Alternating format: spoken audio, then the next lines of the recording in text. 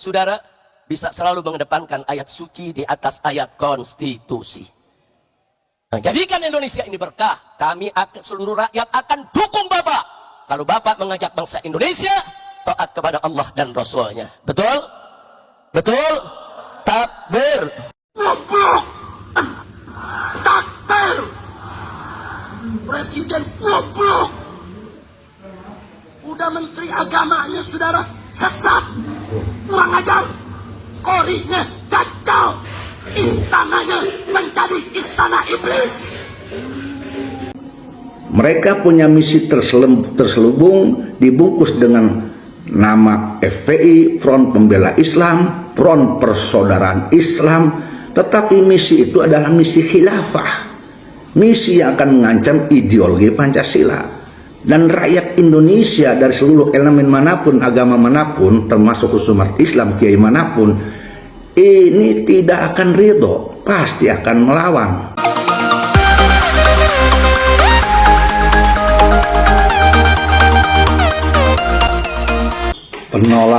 Penolakan dari rakyat pribumi Nusantara terhadap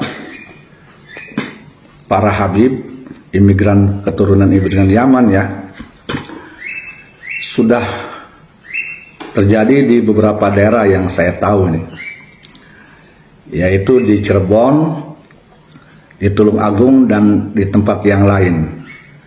Rakyat bersatu, para pejuang pribumi Nusantara yang sadar sudah bersatu meneriakkan, menolak pentas-pentas dari beberapa Habib keturunan imigran Yaman. Ini sebetulnya menurut saya ini efek dari ucapan-ucapan kasar, ucapan tak beretika, ucapan-ucapan tak berilmu, ucapan-ucapan kesombongan seorang Rizik Syihab. Di sebuah panggung dia mengatakan, jangan memberi tempat, jangan memberi panggung kalau ada pengikut-pengikut Kiai Haji Ahmaduddin ke kampung, ke daerah usir. Ini terbalik.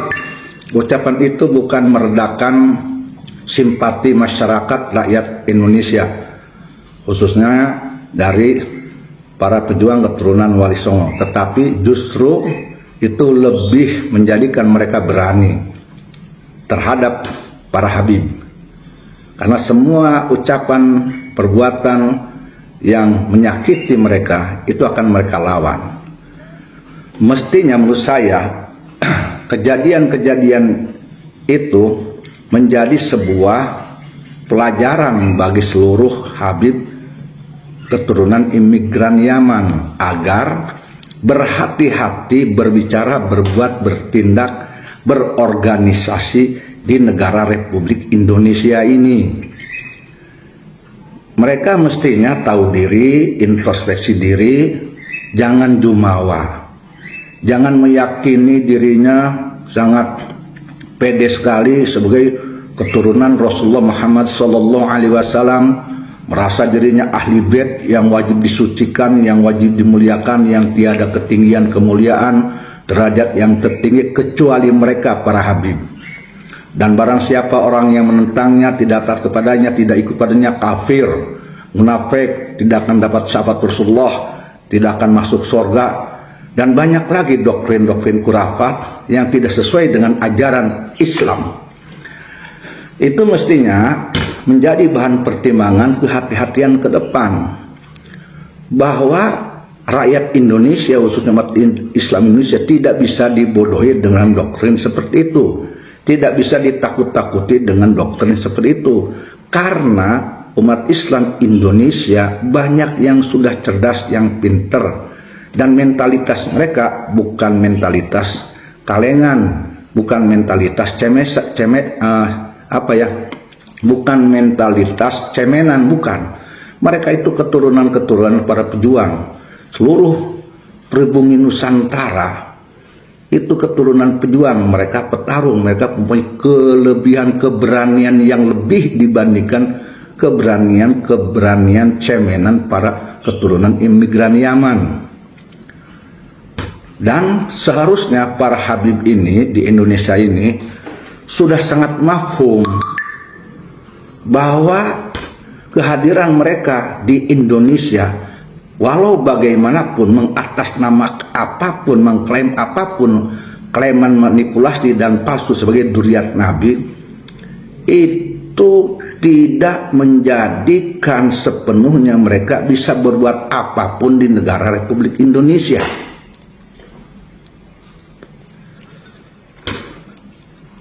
Kenapa sebabnya? Rakyat Indonesia, khususnya umat Islam Indonesia, dulu tidak berbicara apapun, dulu tidak melawan, karena masih punya jiwa memaklumi. Lamun cek urang Banten teh mah lesteng helan, antepkeun helan, lesteng helan, antepkeun helan, sugan sadar, sugan menang hidayah. Seperti itu. Tapi kalau sudah mista maja utama, maka gerakan mereka tidak akan bisa dihalangi oleh para Habib imigran Yaman. Nah ini sekarang sudah klimaksnya mereka, mista maja utama, sudah klimaks mereka mengangkat dirinya, mengorbankan semangatnya, mengobarkan keberaniannya untuk melawan apapun bentuk dari para Habib imigran Yaman yang coba-coba menembus benteng pertahanan mereka dan yang coba-coba akan meruntuhkan perjuangan mereka. Apalagi mereka sekarang ini sudah bergabung di sebuah organisasi besar, yaitu Perjuangan Wali Songo Indonesia, Laskar Sabilillah, di mana di dalam organisasi tersebut bergabung berpuluh-puluh organisasi, ormas-ormas, lembaga-lembaga yang ada di Indonesia yang sudah sadar, sudah melek bahwa sesungguhnya perbuatan-perbuatan, ucapan-ucapan, ideologi-ideologi mayoritas oknum imigran Yaman ini sudah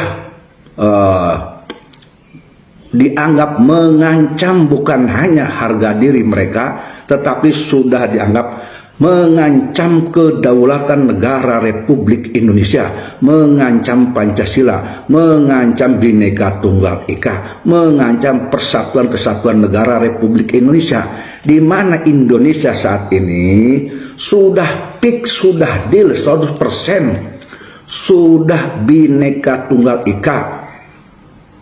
Yang Kristen, yang Buddha, yang Konghucu, ya, yang Islam sudah bersatu di bawah Bhinneka Tunggal Ika Pancasila.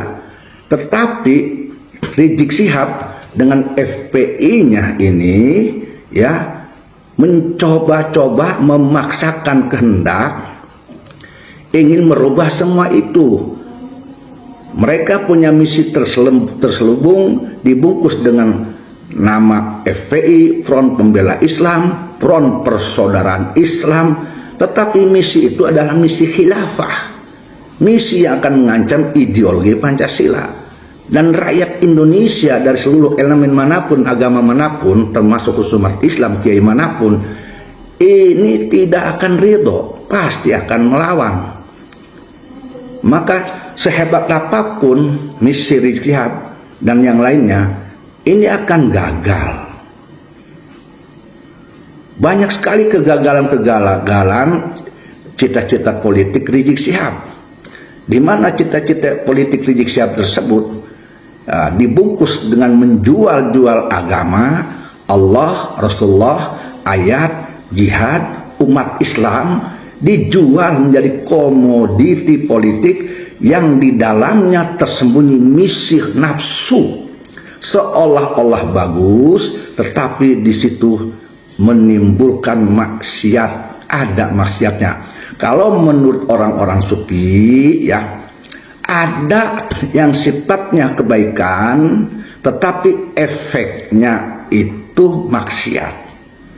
Ada pula yang maksiat tetapi efeknya kebaikan. Nah, Rizik Syihab ini dibungkus oleh kebaikan, jihad, Allah, agama Islam, Rasulullah, umat Islam, ya, Al-Quran dan sebagainya, khilafah, itu bungkusan-bungkusan kebaikan. Tetapi siapa duga, siapa nyangka ada misi tersembunyi, misi cita-cita nafsu yang menimbulkan efek-efek maksiat, yaitu justru gerakan mereka ini memecah belah persatuan kesatuan Indonesia yang sudah dibingkai oleh Bhinneka Tunggal Ika dan Pancasila. Rizik Syihab selalu menggelorakan, memfitnah, khususnya dalam diskursus nasab ini, polemik nasab ini, ke pihak Kiai Haji Imaduddin dan kawan-kawan dengan bahasa pemecah belah, habaib dengan habaib, habaib dengan kiai, habaib dengan ulama, bla bla bla bla. Tapi tidak sadar sesungguhnya siapa pemecah belah sejatinya. Bukankah dirinya dengan FPI-nya? Silakan dicek Indonesia dulu ketika sebelum ada FPI-nya Rizik Syihab, adem-adem aja. Tidak ada yang hujat Umaro, tidak ada yang hujat Gus Dur, tidak ada yang hujat Profesor Said Akil, tidak ada yang menghujat NU. Daerah-daerah di seluruh Indonesia, khususnya di Banten, ulama-ulama Banten bersatu, harmonis, adem ayem, silih asah, silih asuh, silih asih. Tetapi setelah kemunculan FPI itu punah. Di Banten setelah kemunculan FPI, kalau mau jujur, timbullah berkubu-kubu para hadirin. Ulama-ulama sudah mulai gersang, tidak ada keharmonisan, mulai ada perbedaan pandangan politik, dan itu berpengaruh kepada kesatuan persatuan kiai-kiai dan umat khususnya di Banten. Datang orang-orang yang mengaku pendukung Rizik Syihab dan FPI di kampung-kampung, karakter mereka berbenturan dengan ustadz yang lain, kiai yang lain. Dakwah mereka arogan, dakwah mereka persekusi, dakwah mereka mengkafir-kafir, menafikan, dan itu menyakiti para ustadz yang kiai lain sehingga menimbulkan perbedaan. Ini nyata, ini fakta. Jangan menutup mata. Jadi siapakah sebetulnya pemecah belah Indonesia dan rakyat Indonesia? Kemudian para hadirin, kejadian diskursus nasab ini, polemik nasab ini, mestinya para Habib imigran Yaman segera putar haluan yang tadinya sombong, angkuh, egois, seolah-olah Indonesia ini milik dia sendiri, seolah-olah rakyat Indonesia itu bertukuk lutut di bawah telunjuk dia, karena mungkin merasa dirinya cucu Nabi yang pantang untuk ditolak, semuanya harus diikuti, dawir mereka harus diikuti, perintah mereka harus diikuti, larangan mereka pun harus diikuti, sebodoh amat melanggar aturan syariat dan fikih. Dan dongeng-dongeng kurapat mereka yang mengagungkan leluhur mereka, Fakih Mukodam, pun harus diyakini. Nah, ini sebuah pembodohan yang sangat nyata, para hadirin.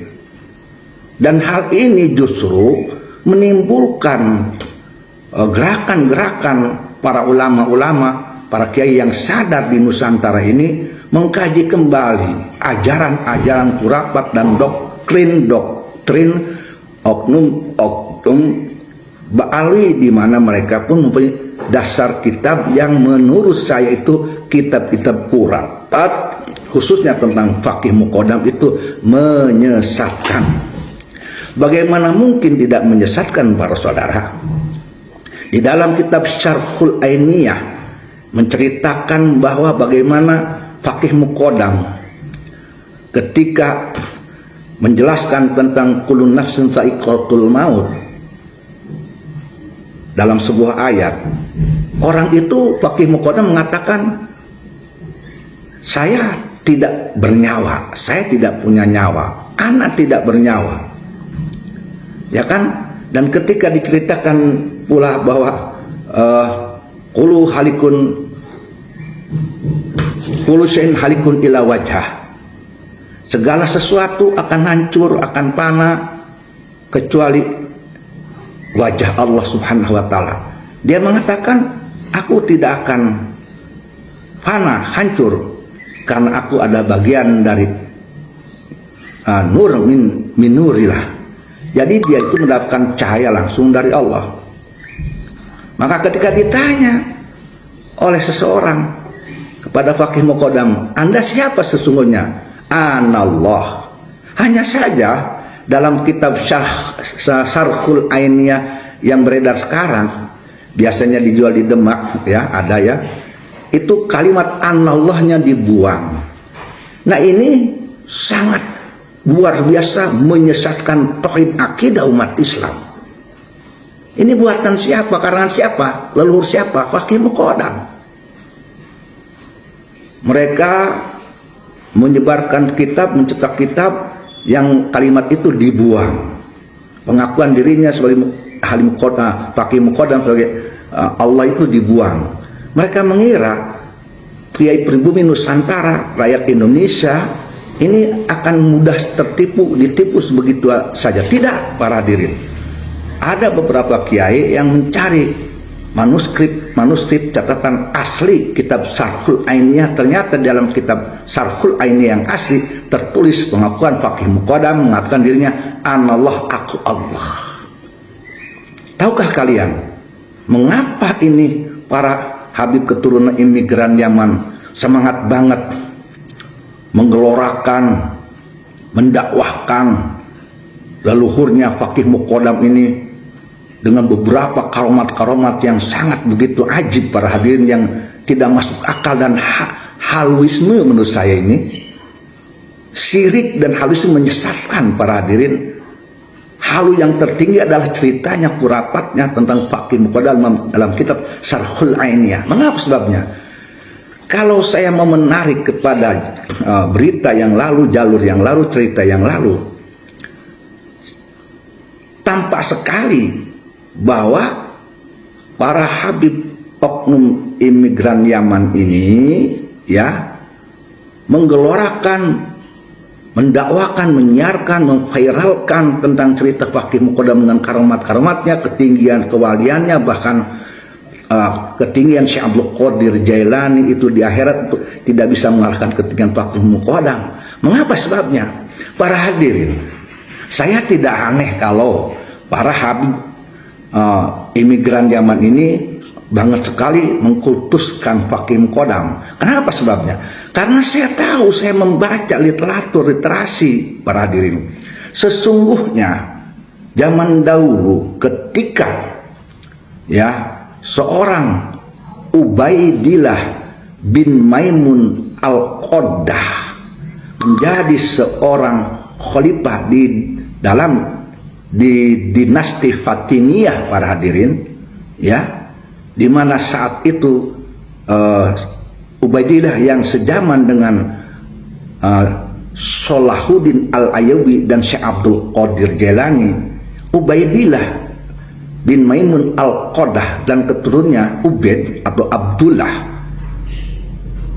itu adalah seorang keturunan Yahudi yang berpura-pura masuk Islam. Kemudian orang tersebut memproklamirkan sebagai ahli bait, sebagai dzurriyyat Nabi. Tetapi dengan modal pengakuan ahli baitnya, pengakuan dzurriyyat Nabinya, cucu Nabinya, memaksakan itu harus dipercaya oleh Mesir ketika itu, dinasti Fatimiyah, kepada rakyatnya agar diyakini. Kemudian setelah merasa diyakini oleh rakyat Mesir ketika itu, kalau tidak salah Mesir, ya, mau diluruskan kalau salah, setelah diyakini bahwa memang mereka itu keturunan Rasulullah, maka mereka bukan bersikap menonjolkan akhlak Rasul, tetapi justru sebaliknya, mereka bengis, mereka kasar, mereka arogan, otoriter. Persis itu sifatnya terjadi di Indonesia oleh keturunan-keturunan mereka, para hadirin. Otoriter, kasar, seolah Indonesia ini negeri mereka, dimerdekakan oleh mereka, diislamkan oleh mereka. Mereka tidak menganggap rakyat Indonesia itu siapa. Maka ketika itu Syekh Abdul Qadir Al-Jailani Al-Baghdadi, keturunan Sayyidina Hasan, para hadirin, memerintahkan Salahuddin Al-Ayyubi agar menghancurkan dinasti Fatimiyah. Maka diseranglah dinasti Fatimiyah dan seluruh para pejabat saat itu di dinasti Fatimiyah hancur porak-poranda dan melarikan diri ke beberapa daerah, ke Eropa, sampai ke Yaman, para hadirin. Maka tentu para pejabat Ubaidillah dinasti Fatimiyah itu tahu yang menyerang mereka adalah Salahuddin Al-Ayyubi atas perintah Syekh Abdul Qadir Al-Jailani. Dengan sendirinya, para hadirin, Syekh Abdul Qadir Jailani, Salahuddin Al-Ayyubi itu menjadi sosok yang dibenci, yang tidak disukai, dan yang menjadi sosok yang menimbulkan api dendam kesumat kepada Syekh Abdul Qadir Jailani. Maka saya tidak heran jika dari keturunan imigran Yaman ini menciptakan seorang sosok Ubaidillah, membuatnya sedemikian rupa cerita-cerita kurapat, cerita-cerita syirik, cerita-cerita haluisme, menyesatkan umat Islam dimanapun, seolah-olah itu lebih tinggi daripada Syekh Abdul Qadir Jailani. Bukan seolah-olah, lebih tinggi dirinya daripada Syekh Abdul Qadir Jailani, karena itu lahir dari sebuah kebencian, sebuah dendam agar membunuh karakter Syekh Abdul Qadir Jailani, sehingga umat Islam khususnya Indonesia tidak berkiblat kewalian, ketauhidan, ketarekatan ke Syekh Abdul Qadir Jailani, dan tidak menganggap Syekh Abdul Qadir Jailani seorang wali yang punya derajat yang paling tinggi di antara para wali sampai yaumil kiamah. Sehingga umat Islam khususnya Indonesia itu lebih menjadikan Faqih Muqaddam adalah tokoh sentral dalam sufi, dalam kewalian, dalam fikih, dan sebagainya. Itulah buah dari dendam kesumat akibat dihancurkannya dinasti Fatimiyah yang dipimpin oleh Ubaidillah bin Maimun Al-Qadah dan keturunannya yang julukannya Ubaidillah, nama aslinya Ubaid, Abdullah, gelarnya Ubaidillah, hadirin. Ya, itu seperti itu, para hadirin. Maka wajar pula, para hadirin, tarekat-tarekat Syekh Abdul Qadir Jailani hampir di belahan manapun itu diduga oleh saya mayoritas tidak disukai oleh para habib imigran Yaman, khususnya yang ke Indonesia. Diteruskan cita-cita kebencian, dendam, hasudnya para pembesar dinasti Ubaidillah di zaman dinasti Fatimiyah ini. Kebencian dan dendam itu diteruskan oleh siapa? Oleh antek Belanda, antek penjajah, itu Utsman bin Yahya.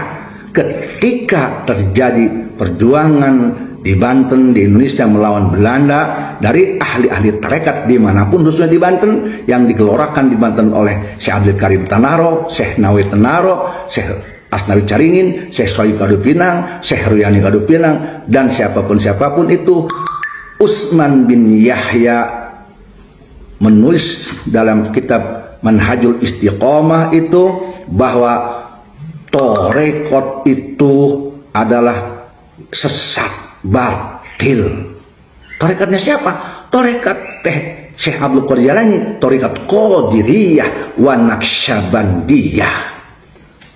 Kemudian hal itu berkelanjutan, para hadirin. Diburuk-burukannya tarekat Qadiriyah, diburuk-burukannya, dikatakan bugot, dikatakan gulu para pejuang ahli tarekat ketika itu oleh Utsman bin Yahya untuk memadamkan api perjuangan rakyat Banten khususnya dan rakyat Indonesia khususnya ketika itu di Nusantara melawan Belanda. Tujuan politik, barang fatwa politik kalau menurut saya itu mengatasnamakan hukum, menghukumi tarekat oleh Utsman bin Yahya. Di saat ini pun berkelanjutan para hadirin, baik disengaja maupun tidak. Saya melihat di satu video, mohon maaf ini, melihat di satu video bagaimana seorang yang dikatakan musyrik tarekat dari beberapa seluruh tarekat, yang dikatakan ketua sufi sedunia, di situ ada pembicaraan bahwa mereka tanpa alih dianjurkan, dihimbau oleh orang tersebut agar membumikan tarekat Alawiyin. Tarekat Alawiyin ini adalah tarekat paling mulia katanya daripada tarekat manapun, ya termasuk tarekat Qadiriyah Naqsabandiyah juga pelan-pelan dihilangkan karena ingin raja tarekat Alawiyin, tarekatnya yang menurut mereka dari leluhurnya dari Hadramaut itu tidak ingin menjadi tarekat yang tidak laku, harus digemari oleh seluruh umat Islam sedunia khususnya Indonesia. Nah, ini ada indikasi sengaja untuk menjegal, membunuh karakter bagaimana kemuliaan Thariqah Qadiriyah wan Naqsabandiyah dengan sosok pendiri Thariqat Syekh Abdul Qadir Jailani, tapi secara halus dan pelan-pelan para hadirin. Maka wajar kalau dimanapun di bumi belahan Indonesia, di Banten, di mana ini para habib lebih kebanyakan menyiarkan, mengijazahkan Thariqat Alawiyin, yaitu rotib yang padahal ya rotibul hadad itu bukan dibuat, diciptakan, dibidani oleh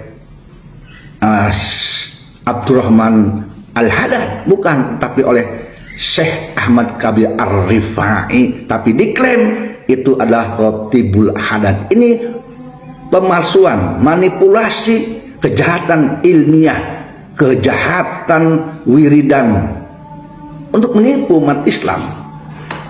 Nah, dari serentetan kejadian seperti yang saya ucapkan tadi, ketimpangan-timpangan yang saya ucapkan tadi, ini jelas sekali sedikit demi sedikit tirai kebusukan mereka, kejahatan mereka ini dibuka oleh Allah. Kemudian disusul kembali bagaimana beberapa hal yang membuat hati rakyat Indonesia, umat Indonesia luka dan menambah menjadi waspada, menjadi melawan. Dengan semangatnya mereka melawan apapun yang lahir dari oknum Habib. Itu terjadi juga karena beberapa fenomena yang terjadi. Hal-hal yang buruk itu kemudian seolah-olah diwarisi oleh keturunan Ubaidillah bin Maimun Al-Qadah ini. Saya mengatakannya Ubaidillah bin Maimun Al-Qadah, bukan Ubaidillah bin Said Ahmad bin Isa Arumi, bukan. Karena itu sudah tidak terkonfirmasi. Kalau bagi saya sudah sangat tidak terkonfirmasi 100%. Bukan cucu Nabi, tetapi mereka menurut saya ini adalah keturunan Ubaidillah Maimun Al-Qadah, dinasti Fatimiyah yang ngaku-ngaku cucu Nabi, dzurriyyat Nabi, tetapi dalam mengendalikan roda kedinastiannya itu sangar, arogan, otoriter, sombong, karena memang bukan cucu Nabi para hadirin.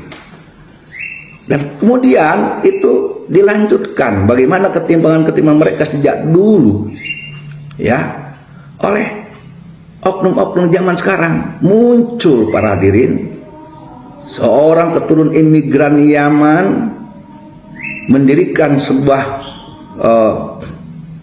organisasi mengatasnamakan Islam, tetapi dakwahnya tidak menonjolkan keislaman yang sejati, dakwahnya tidak mencerahkan keislaman, lebih banyak menghasut, memprovokasi, menghina, mencaci maki, memaksakan kehendak, otoriter.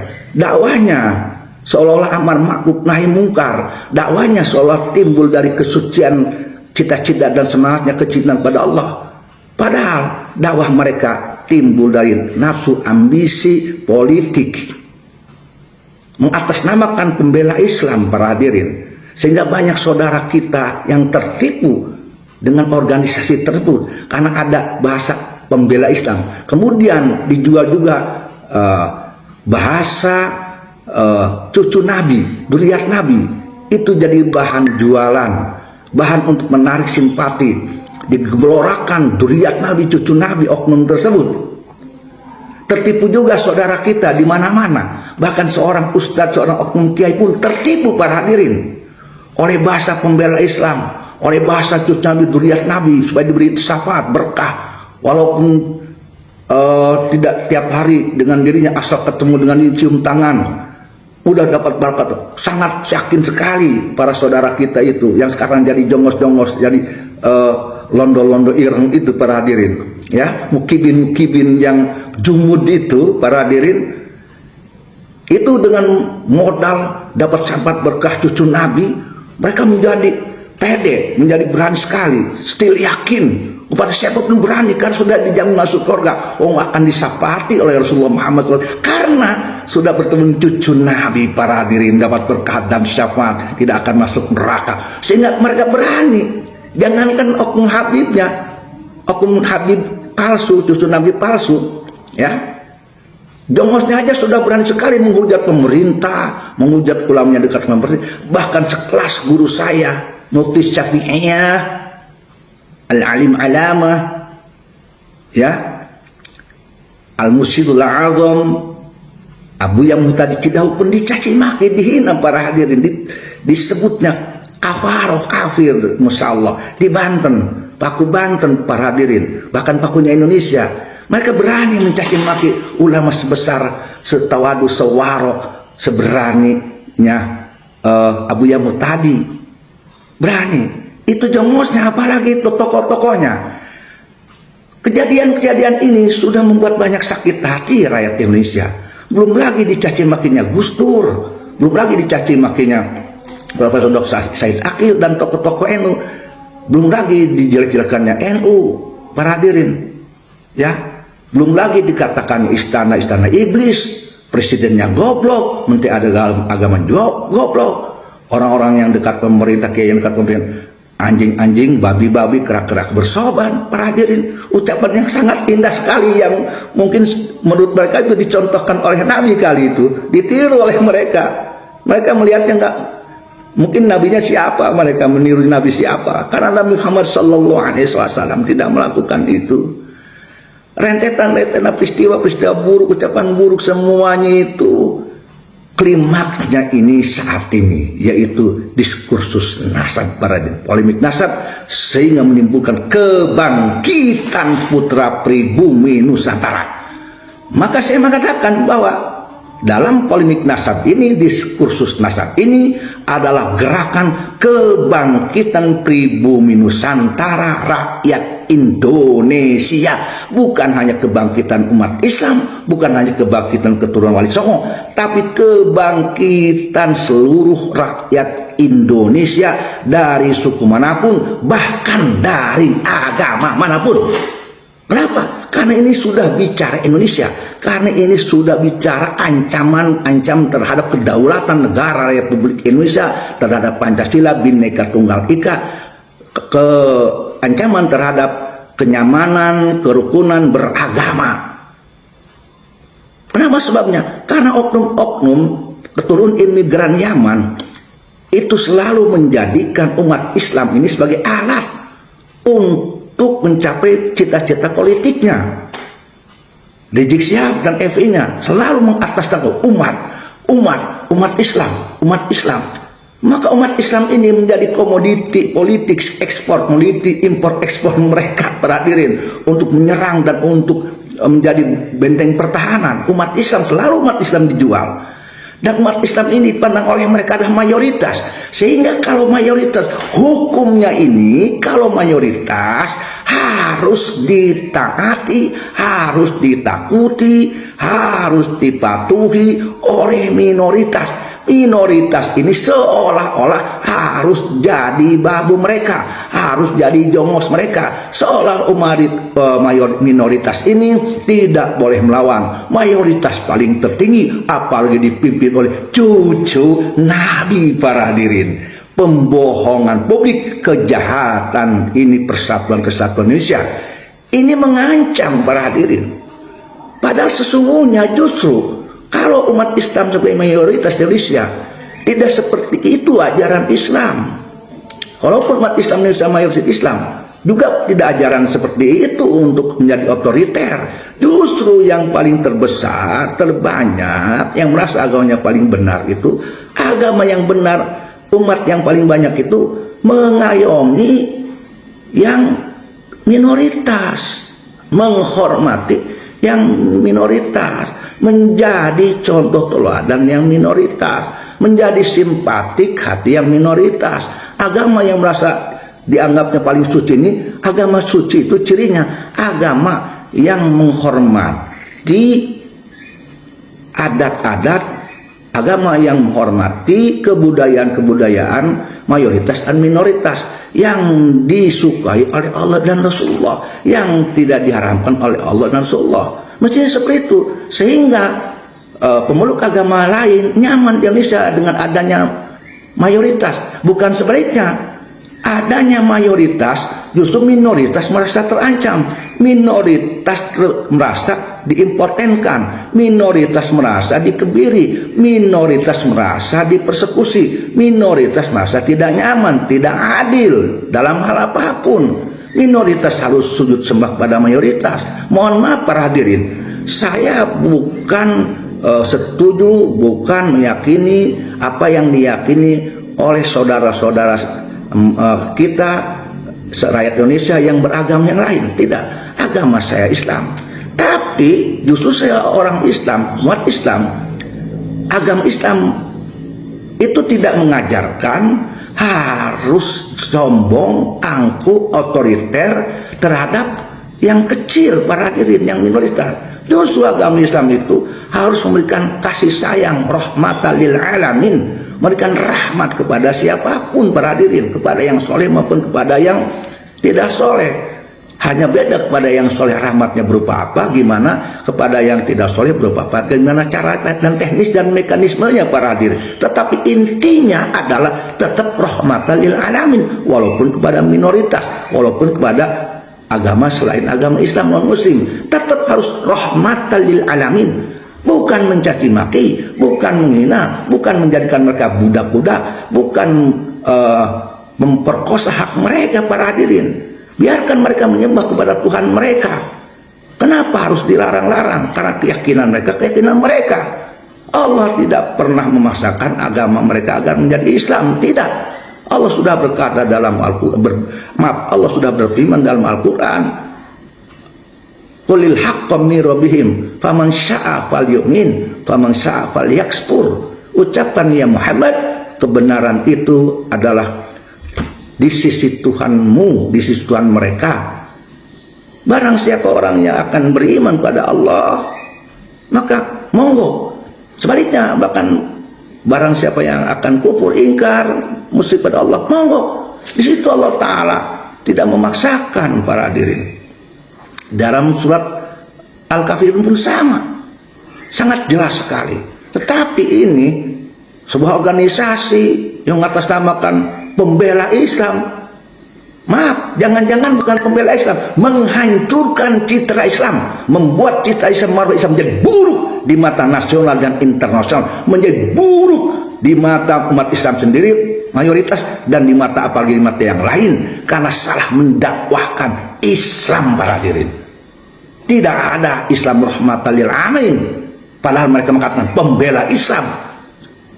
Malah sebaliknya, menurut saya, penghancur Islam, perusak Islam. Saya harus tegas mengatakan ini. Maka jangan coba-coba kalian mengatasnamakan Islam tapi tidak bisa membawa keislaman kepada mereka-mereka yang non-muslim. Jangan mengatasnamakan Islam dan Muslim tapi kalian tidak bisa bersikap, berbuat menjadi sikap dan perbuatan yang disukai oleh saudara muslim dan saudara non muslim. Jangan sampai dakwah Islammu perlu menjadikan mereka tidak suka pada agama Islam, membenci muslim itu sendiri, dan itu dilarang oleh Allah Subhanahu wa taala. Jelas-jelas Allah berfirman, waliyatalatuf wala yashirana bikum ahada. Lemah lembut engkau. Wajadilhum billati hiya ahsan. Ud'u ila sabili rabbika bil hikmati wal mau'izatil hasanah wajadilhum billati hiya ahsan. Itu sangat jelas. Ayat-ayat tersebut dipelintir-pelintir oleh oknum-oknum yang ngaku ulama-ulama keturunan Nabi, ulama-ulama pendukung keturunan Nabi, dipelintir, dikutak-katik untuk melegalisir dakwah mereka. Dibuat demikian di retorika itu bahasa-bahasa kamuflase dan bohong yang tanpa ada tafsir yang jelas untuk memuaskan nafsu mereka. Dibuat sedemikian rupa, secara tidak langsung ayat itu ditolak oleh mereka dengan akal mereka, dengan tafsiran mereka para hadirin. Tidak terwujud itu waliyatalatuf dalam perbuatan mereka. Tidak terwujud waliyatalatuf dalam ucapan mereka. Tidak terwujud ayat ud'u ila sabili rabbika bil hikmati wal mau'izatil hasanah wajadilhum billati hiya ahsan. Tidak terwujud para hadirin. Tidak terwujud di ucapan dan perbuatan mereka. Qulil haqqa mir rabbihim wa man syaa'a falyu'min faman syafal. Tidak terwujud dalam ucapan dan perbuatan mereka para hadirin. Wa'tasimu bihabli jami'a wa la tafarraqu. Tidak terwujud para hadirin. Buktinya rakyat Indonesia bukan bersatu, malah berpecah belah. Buktinya umat Islam bukan bersatu, malah berpecah belah. Siapa yang pecah? Siapa lagi kalau bukan dia lagi para hadirin. Buktinya non muslim banyak yang tidak simpatik pada agama Islam, kepada umat Islam. Bagaimana mau bersatu? Ini fakta yang real para hadirin. Ditambah-tambahi ada oknum yang merasa dia seorang imam besar. Emangnya Ayatullah Khomeini ingin diimamkan seperti Iran? Dibuat ke Indonesia ini untuk menjadi negara-negara yang katanya syariat Islam, tapi dia sendiri belum bisa mendakwakan Islam dengan yang benar. Tentu akan menggeser Pancasila Undang-Undang 45 para hadirin. Seorang imam itu siapa? Bahasa imam besar itu penuh makna. Imam besar umat Islam, berarti dia itu amir tertinggi di Indonesia. Berarti dia mempunyai hak prerogatif, hak veto. Berarti dia seorang stakeholder dalam sebuah keputusan apapun. Presiden, menteri, siapapun, bupati di bawah dia. Wong amir kok. Umat Islam, amir umat Islam, khalifah umat Islam, imam besar. Ini bahasa-bahasa bahaya. Ini sudah digelintirkan, seolah-olah itu kita sudah dibodohi, kita sudah diracun dengan bahasa yang kaya sederhananya. Imam besar umat Islam para hadirin, hati-hati, maknanya dalam sekali. Ya, aneh itu adalah khalifah di Indonesia, amir tertinggi Indonesia, di mana bisa membawa presiden, perdana menteri, bupati, kalah oleh imam besar umat Islam para hadirin. Ini bahaya sekali, seperti sederhana, seperti tidak punya makna para hadirin. Padahal sangat berbahaya, sangat mengancam Pancasila Bhinneka Tunggal Ika. Pelan-pelan mereka merubah itu dengan bahasa NKRI bersyariah para hadirin. Artinya khilafah. Ini ada perpecah belahan ketika mereka menggelorakan khilafah mengatasnamakan Islam, seolah khilafah itu fardu, seperti fardunya sholat, sepertinya zakat para hadirin, sepertinya khilaf itu menjadi rukun iman Islam. Ini adalah secara langsung dan tidak langsung ada biang perpecahan di negara Indonesia. Karena ketika digelorakan khilafah, maka seluruh rakyat Indonesia akan berontak, umat Islam akan berontak, maka seluruh non muslim, Kristen, Konghucu, Buddha, ia akan menolaknya. Maka bukankah itu perpecahan para hadirin? Belum apa-apa sudah banyak perpecahan, belum apa-apa sudah membuat mereka tidak nyaman para non muslim. Bagaimana mungkin orang-orang jumud itu menjanjikan khilafah, menjanjikan kebaikan, kemaslahatan? Tidak para hadirin, bullshit, Bullshit para hadirin. Saya orang Islam, saya mengakui adanya khilafah di agama Islam, tetapi saya tidak menerima hukum khilafah fardu menjadi sistem di Indonesia, menjadi sebuah khilafah legislatif, yudikatif, eksekutif. Tidak, menjadi sebuah khilafah yang menentukan kebijakan itu oleh khalifahnya, amirnya, oleh imam-imam besar umat Islam. Palsu dan palsu itu saya tidak menerima itu para hadirin.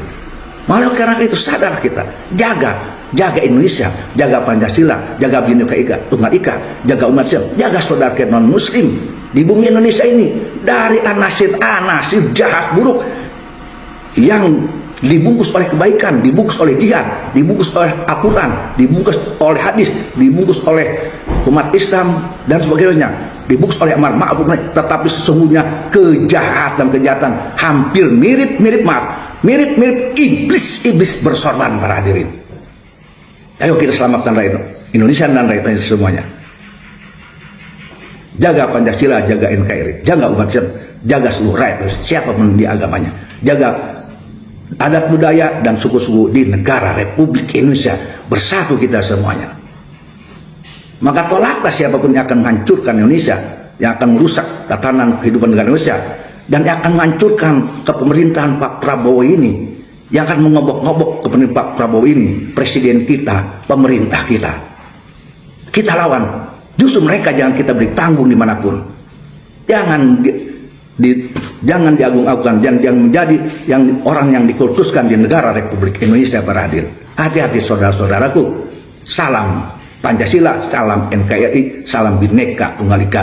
Kita semua suku Sunda, suku Jawa, suku Bugis, suku Makassar, Bong Jawa, segala-segalanya, semua suku Indonesia, dan yang agama Kristen, yang agama Buddha, yang agama Hindu, kita adalah rakyat Indonesia. Kita saudara sesama rakyat Indonesia. Jangan mau dipecah belah oleh oknum-oknum yang aku cucu nabi palsu, oleh anasir-anasir, oleh ormas yang mengatasnamakan Islam, tetapi isinya itu pemecah belah bangsa Indonesia. Jaya Pancasila.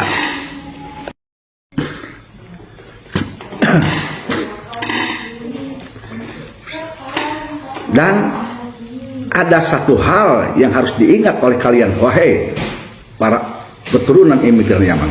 Jika engkau tidak tobat, jika engkau terus-menerus berbuat kasar, jumawa, sombong, jika engkau terus-menerus mengklaim kalian cucu Nabi, dan kemudian kalian mencoba otoriter, jumawa, sombong terhadap rakyat Indonesia, terhadap umat Islam Indonesia, terhadap semua suku-suku, dan melecehkan budaya-budaya negara Republik di Indonesia ini, satu harus ingat, jangan kaget jika suatu ketika seluruh rakyat Indonesia dan seluruh elemen dan dari seluruh agama manapun, bukan hanya pribumi Nusantara, umat Islam akan turun ke jalan. Bisa jadi kau akan dideportasi, kau akan diusir, bukan hanya tidak diberi panggung, tetapi akan diusir, digelorakan oleh mereka, mengusir kalian di bumi Nusantara ini, di Indonesia ini, camkan oleh kalian. Oke, saudara sekalian, itu tadi beberapa tanggapan ya. Sekaligus kita mendengar sebuah pencerahan dari Kiai Mubarok terkait dengan berbahayanya yang namanya faham khilafah yang dibawakan oleh Rizik Syihab, saudara sekalian. Nah, jadi kalau kita mencermati, mungkin saudara sekalian di dalam mendengarkan ceramah daripada atau statement daripada Kiai Haji Mubarok tadi kurang memperhatikan ya saudara sekalian. Ada 3 hal catatan saya yang memang harus kita bahas pada kali ini. Yang pertama, banyak penolakan-penolakan dari berbagai daerah yang menyatakan bahwa tidak suka atau menolak kedatangan siapapun itu dari Mbak Alwi, saudara sekalian. Nah, ini menunjukkan bahwa di daerah-daerah tersebut, terutama di daerah Cirebon, lalu kemudian di Tulungagung kemarin yang sudah viral, saudara sekalian, ini menunjukkan bahwa kemajuan perjuangan dari PWI Laskar Sabilillah, saudara sekalian. Bagaimana ketika rakyat Nusantara tidak takut-takut lagi meluapkan isi kekesalan hatinya untuk menolak para Ba'alwi ini, untuk menuangkan rasa empatinya kepada kiai-kiai pribumi yang selama ini ketika menyuarakan kebenaran itulah langsung dipersekusi oleh para FPI, saudara sekalian.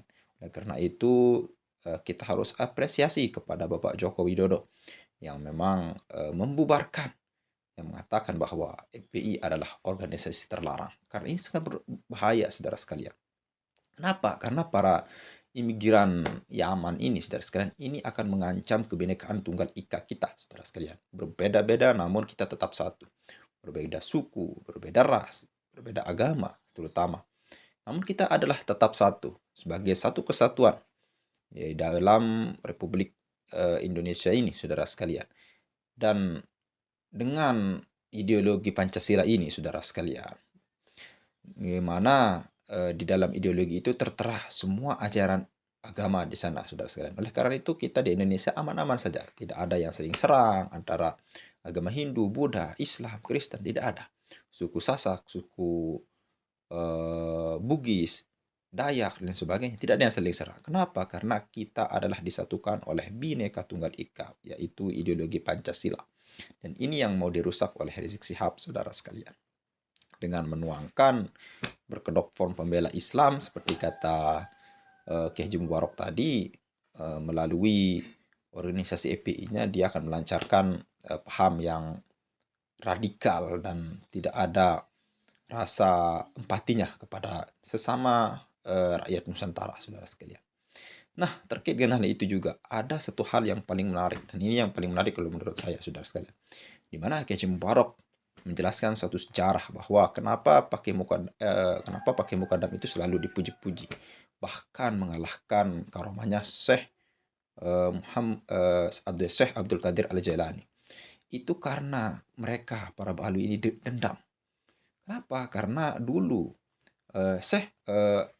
Raja Salahuddin Al-Ayyubi itu diperintahkan oleh Syekh Abdul Qadir Al-Jailani untuk menyerang dinasti Bani Fatimiyah yang memang sudah semena-mena, sudah merusak agama Islam. Ya, karakternya sama seperti yang kita Ba'alwi yang sangat viral sekarang, yang kita gadang-gadang sebagai IBHS, Imam Besar. Nah, ketika itu diseranglah atas perintah Syekh Abdul Qadir Al-Jailani melalui Raja Salahuddin Al-Ayyubi untuk menyerang dinasti Fatimiyah yang dipimpin oleh Ubaidillah. Nah, ketika itu hancurlah dinasti Bani Fatimiyah, saudara sekalian, oleh Syekh Salahuddin Al-Ayyubi. Nah, lalu kemudian setelah itu, saudara sekalian, inilah dendam kesumat yang memang sampai sekarang digaungkan. Oleh karena itu, dengan tidak senangnya kepada Syekh Abdul Qadir Al-Jailani, para Ba'alwi ini membuat tandingan sehingga umat Islam tidak berkiblat sentral kepada Syekh Abdul Qadir Al-Jailani.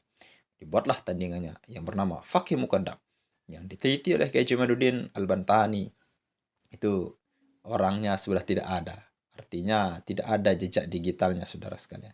Dan itu diceritakan seakan-akan melebihi hebatnya Syekh Abdul Qadir Al-Jailani, bahwa sesungguhnya ini adalah misi di mana mereka ingin membunuh karakter umat Islam untuk mencintai Syekh Abdul Qadir Al-Jailani dan lebih memilih mencintai Faqih Muqaddam. Inilah luar biasanya daripada Kiai Nusantara kita, terutama Kiai Haji Amiruddin Utsman Al-Bantani yang membuka wawasan kita, saudara sekalian.